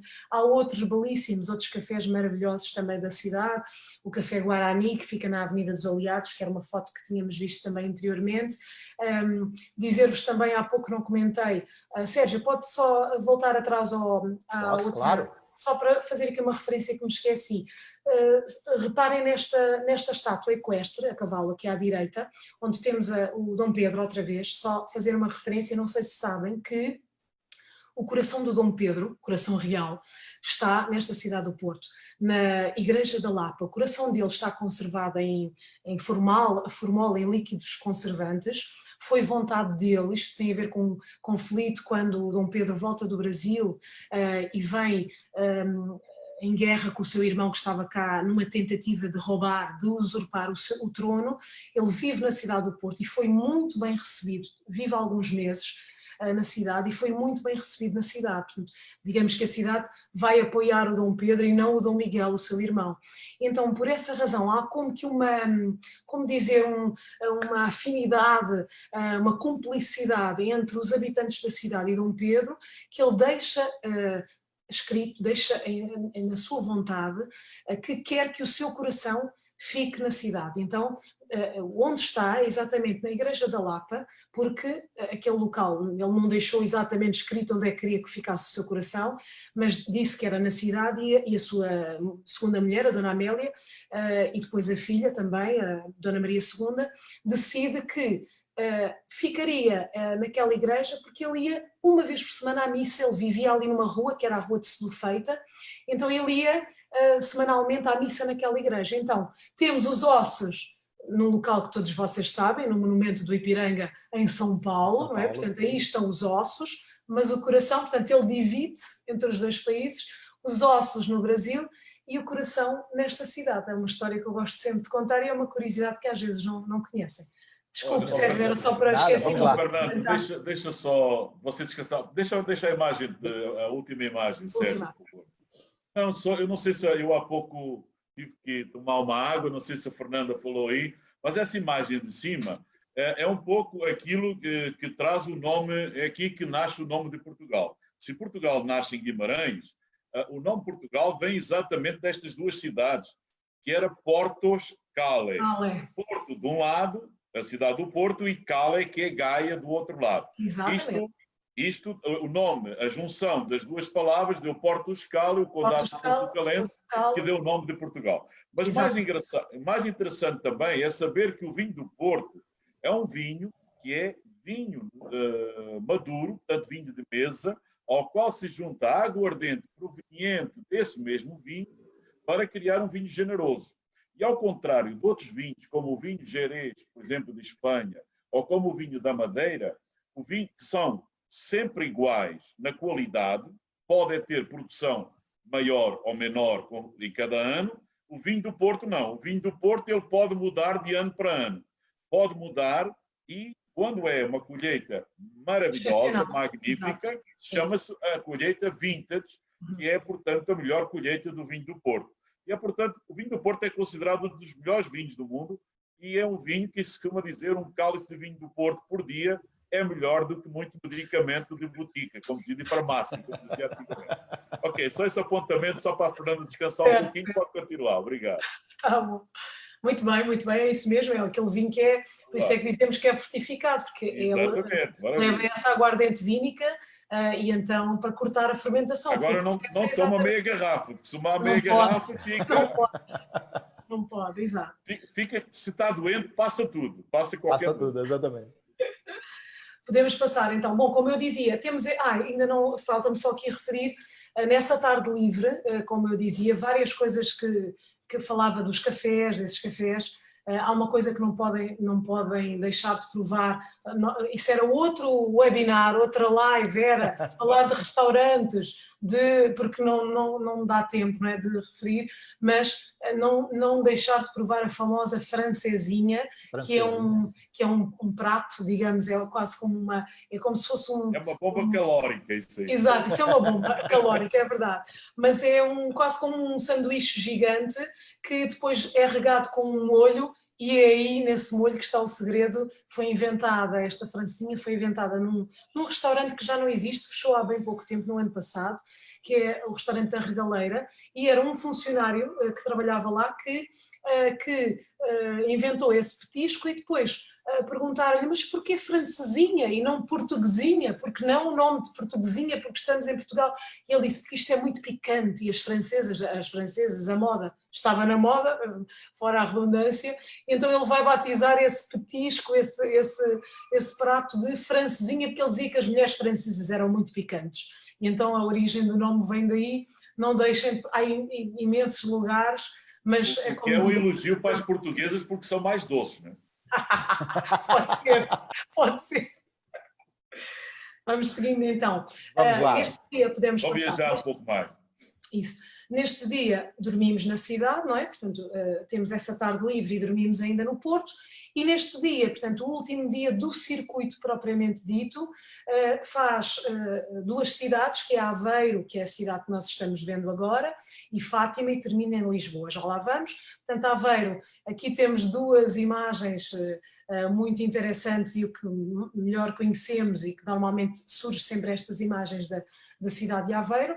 É uma cidade atravessada por canais, como às vezes dizemos é a Veneza portuguesa, ainda que não tenhamos aqui gôndolas, são outras embarcações que são chamados muliceiros. Aliás, está muito bem escolhida esta foto. Se repararem na primeira foto, ou seja, a foto no canto superior esquerdo, temos duas embarcações diferentes. Elas parecem iguais, mas não são. A da esquerda servia para o transporte do sal. Sabem que o sal era fundamental para a conservação dos alimentos. A extração de sal, a exploração do sal. Até há muito pouco tempo, até ao século XX, nós não tínhamos o frio como forma de conservar os alimentos. Salgava-se a carne, salgava-se o peixe. E então esta embarcação chama-se um mercantel, trazia o sal das salinas para os armazéns de sal. E a embarcação da direita é um moliceiro. O moliceiro servia para apanhar o moliço, que é um tipo de alga que crescia na própria ria e que servia como fertilizante, portanto, uma forma de fertilizar os solos agrícolas. Portanto, era essa a função dessa alga, desse moliço. E então, atualmente o que nós temos é a possibilidade de fazer cruzeiros na ria, portanto isto é um passeio opcional, mas que nós damos tempo, portanto é possível fazer esse passeio, que é um passeio que dura 45 minutos, com guia do próprio barco, em que vai explicando vários aspectos da cidade, uma cidade que é a capital da arte nova, que é também um movimento que vai surgir no início do século XX, e que nós vemos alguns edifícios, o azulejo, temos imensas fábricas de azulejo, explicamos normalmente um bocadinho a parte económica, referir, aqui não temos muito, mas eu gosto sempre de falar, quando vou do Porto para Aveiro, na cortiça, porque temos uma das maiores corticeiras, que é a Corticeira Amorim, entre a viagem do Porto e Aveiro, portanto temos aqui muita indústria, mas tudo isto é mencionado neste cruzeiro, portanto nós aqui temos um tempo na cidade, nós paramos, é 1 hora no máximo, 45 minutos, Porto Aveiro,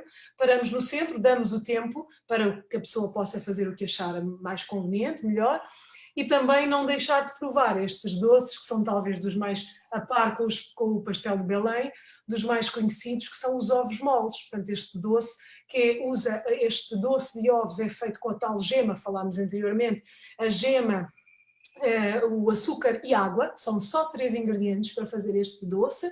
Depois é envolto em hóstia, aquilo que vem ali, branco, forma umas barricas, uns búzios, e embaixo, na foto, no canto inferior direito, temos os ovos moles naquelas canastras, onde se transportava o peixe também, e depois umas barricas feitas em madeira que se enchem com o doce de ovos, simples. Portanto, são 2 imagens. Portanto, no tempo livre, sugerimos o que as pessoas podem fazer durante esse tempo, tirar fotos. É uma cidade muito simpática que todos gostam sempre muito também. Aveiro é muito bonita, é uma cidade realmente bastante, plana, é bastante interessante, muito bonita.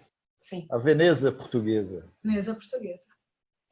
Vamos lá, seguindo então nossa viagem, chegamos a Fátima. Exato, então, a viagem de Aveiro a Fátima dá mais ou menos 1 hora e meia, sensivelmente também, de caminho. Chegamos lá na hora do almoço.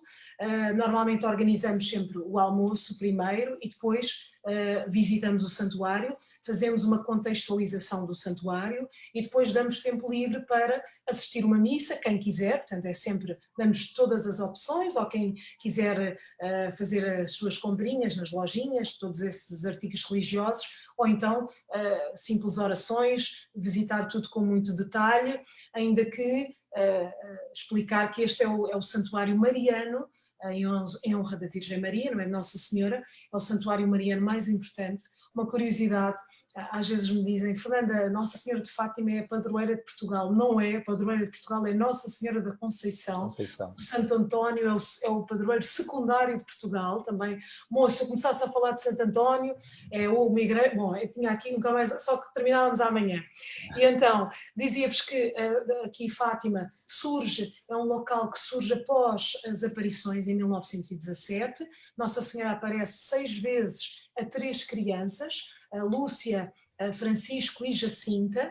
A Lúcia era prima de Jacinta e de Francisco, que eram irmãos, que Portanto, aparece no primeiro dia, 13 de maio de 1917, e depois em todos os meses, 6 meses, não é? Portanto, de maio até outubro, numa última aparição que ficou conhecida como o Milagre do Sol, que é um fenómeno que foi visto por muitas pessoas, porque nas aparições só as crianças viram Nossa Senhora.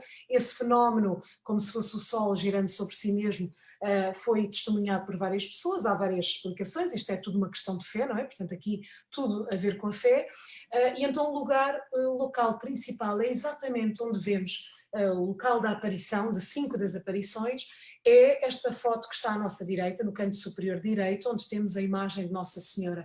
É exatamente o local onde estava, já não temos mais, mas onde estava uma azinheira, que é um carvalho, é uma árvore, um tipo de carvalho. Nesse local, portanto, essa árvore já não existe, e nesse local foi colocada uma imagem. Deixem-me dizer que esta imagem faz agora, este ano, 100 anos. Portanto, a imagem que temos, esta imagem, que é a imagem de Nossa Senhora, e que foi colocada aqui, faz exatamente agora, neste ano que estamos a passar, 2020, faz 100 anos, estamos celebrando os 100 anos desta imagem. Porque não foi pacífico, não é? Portanto, toda a situação de tornar as aparições dignas de crédito, a construção da capelinha, portanto, o novo bispo, não é? Que antes tínhamos diocese em Leiria, agora temos uma diocese Leiria-Fátima, portanto, não foi pacífico. Esta é a primeira imagem, uma imagem que sofreu alterações ao longo do tempo. Uma curiosidade para o Brasil é interessante, a imagem é feita com madeira cedro do Brasil, portanto esta madeira é do Brasil, proveniente do Brasil. A imagem sofre várias alterações, primeiro não tinha coroa, depois é coroada, e a última alteração é exatamente a bala, que, como sabem, temos aqui uma outra imagem em baixo no canto inferior direito, temos o Papa João Paulo II, muitas vezes também conhecido como o Papa de Fátima. Ele vem 3 vezes aqui ao santuário e sofreu um atentado não em Fátima, em Roma, num dia que era o dia 13 de maio de 1981, e então ele vem precisamente depois desse atentado, vem aqui a Portugal uma primeira vez, depois volta 10 anos após o atentado e volta finalmente para o processo de beatificação dos pastorinhos, não é? Jacinta e Francisco. E então ele decidiu, porque ele diz que foi Nossa Senhora de Fátima que desviou a bala que o atinge, não é, nesse atentado, de um órgão vital, portanto ele, claro, não sobreviveu, foi operado e retiraram-lhe essa bala. Ele oferece a bala ao Santuário de Fátima e ela é colocada na coroa. Aqui é tudo uma questão de fé, há quem diga que o orifício onde a bala foi colocada, que ela encaixava, não é? Estava perfeito para as dimensões da bala, mas isso é tudo, não é uma questão de termos fé ou não. E então essa foi a última alteração da imagem. Dizia eu então que aqui a foto do João Paulo II, não é? Portanto, e temos ainda do lado esquerdo 2 imagens da Basílica de Nossa Senhora do Rosário de Fátima. Nossa Senhora vai dizer numa das aparições quem ela é. Eu sou Nossa Senhora do Rosário. E é neste local, portanto, se a capelinha das aparições, que é onde está a imagem, é o coração do santuário, a Basílica de Nossa Senhora do Rosário é o segundo local mais importante, porque é aí que estão enterrados todos os pastorinhos, os videntes de Fátima, não é?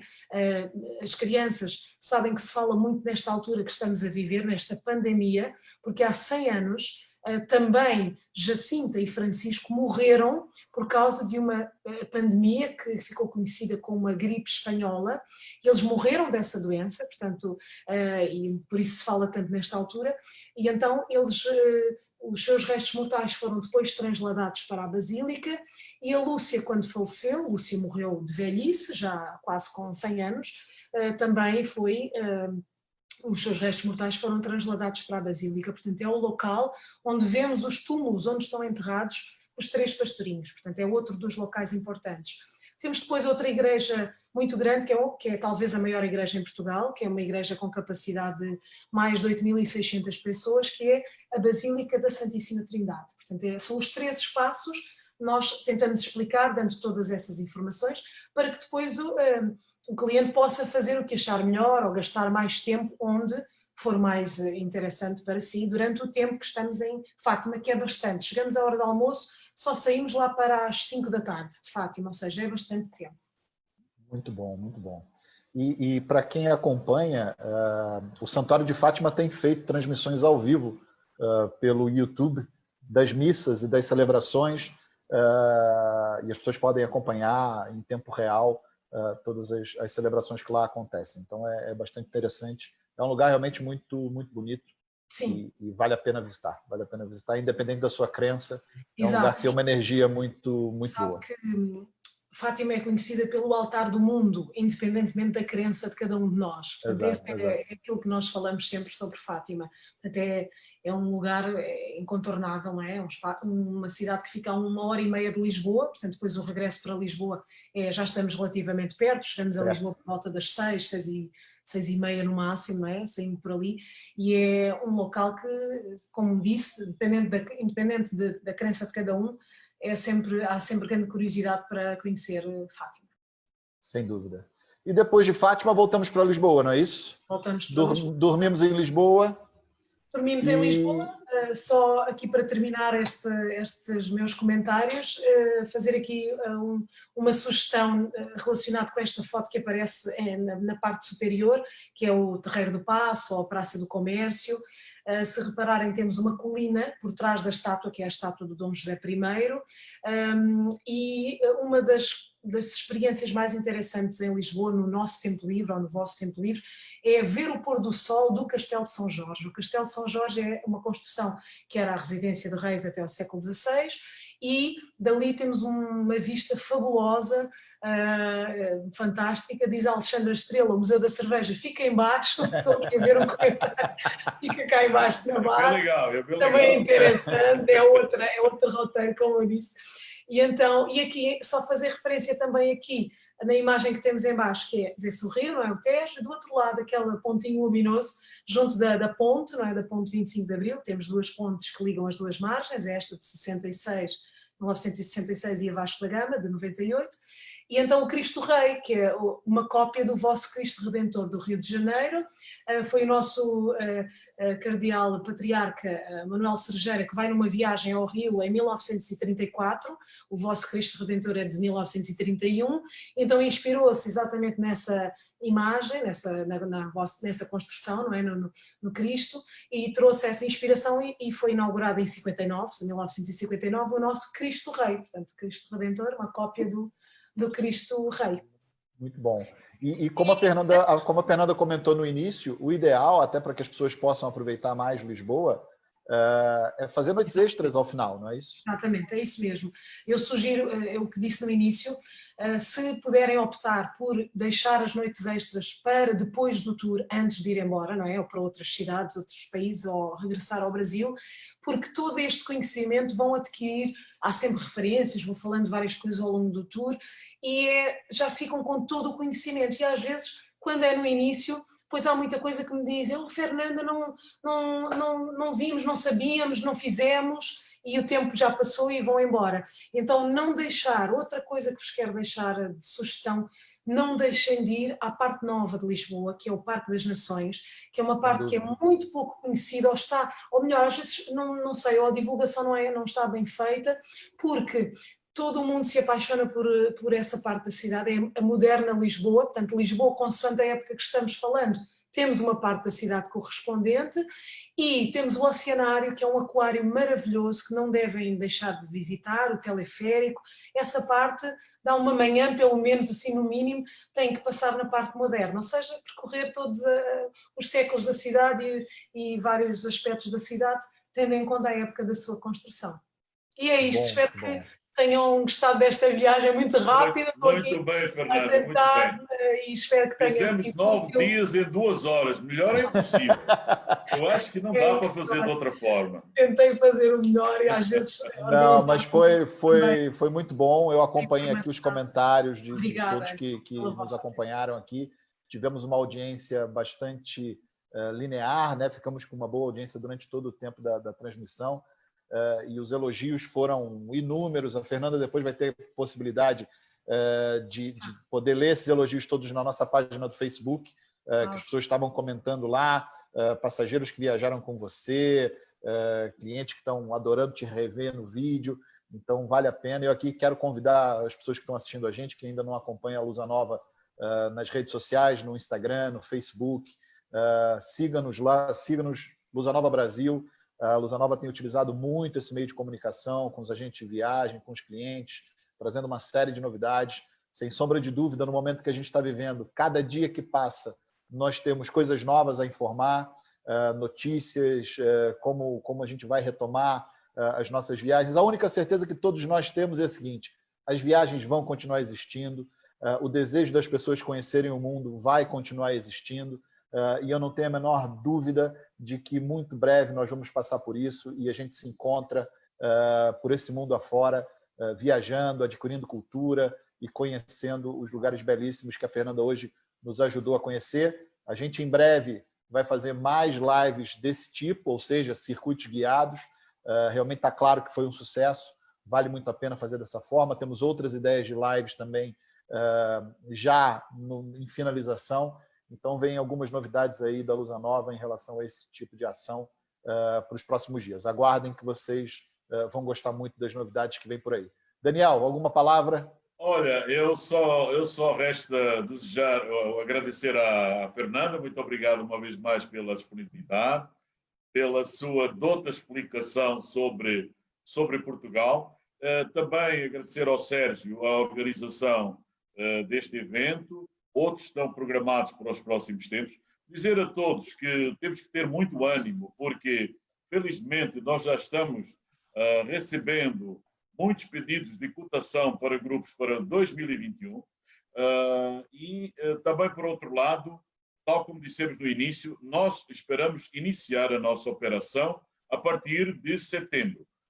Tão logo seja possível, com toda a segurança, com toda a disponibilidade hoteleira, dos restaurantes, das fronteiras, nós vamos iniciar a nossa operação para que as pessoas possam sentir que a Lusa Nova está, já tem 60 anos para trás, mas ainda terá mais de 60 anos para a frente e quer se manter forte e quer se manter com a sua qualidade e a sua disponibilidade para servir o agente de viagem brasileiro, que é o nosso principal parceiro. E agradecer também a todos aqueles que participaram desta live, agradecer a vossa presença, espero que tenham gostado e nos voltaremos a ver dentro em breve, o mais breve possível, e também, se possível, dentro de um ônibus aqui em Portugal ou noutra parte da Europa, para podermos também desfrutar um pouco do que são os nossos circuitos na Europa. Muito obrigado a todos. Em nome da Lusa Nova, eu agradeço a vossa presença e espero poder revê-los dentro em breve. Em breve, sim. Fernanda, alguma coisa a mais? Não, só um abraço grande a todos vocês e para todos. Até breve. Muito obrigado, Fernanda, muito obrigado ao pessoal que nos assistiu. E queria aqui só deixar um agradecimento especial para toda a equipe Lusa Nova aqui no Brasil, que nos ajudou na divulgação dessa live, junto aos agentes de viagem. Foi fundamental para que a gente tivesse a audiência nos índices que a gente teve. Então, obrigado a toda a equipe Lusa Nova que nos auxiliou isso. Obrigado, pessoal. Boa tarde. Tchau. Boa tarde para vocês aí em Lisboa. Obrigado. Tudo de bom. Tchau.